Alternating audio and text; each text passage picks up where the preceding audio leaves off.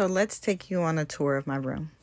I was on Carnival Magic in room 7202. So as you come in, normally there's usually a third closet here, but we just have some extra space. And then 2 standard closets.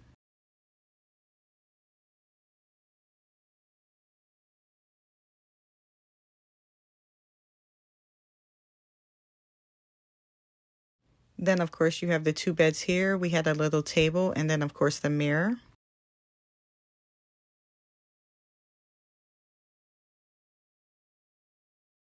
Over here we have the TV, the safe, and the fridge. This room is labeled an interior with an obstructed view, and here goes our obstructed view. Before you say anything, yes, typically interiors do not have a window. However, for some reason, this room was listed as an interior with an obstructed view. I will also add that into this video as well. And then, of course, you have your standard bathroom.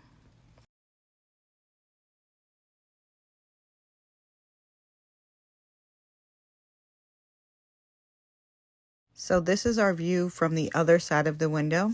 It's kind of like a secret deck where you're able to get pictures and videos, and literally no one's ever out there. However, very rarely do you see people walk by. I do recommend closing your curtains though, because they will be able to see right inside your room. The only other people I did see out there were the 2 rooms that were next to me. Because like I said, it's kind of like a hidden deck that no one knows about unless you're actually staying in one of those rooms.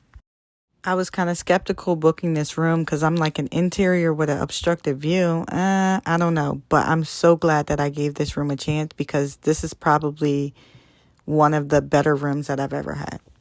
Honestly, it kind of felt like having like a huge balcony all to yourself. Although it is public and open to anyone, no one's ever there, so. And as I mentioned earlier, I would show you that there is an interior with an obstructed view, and this is straight from Carnival's website. If you've never tried one before, I definitely recommend.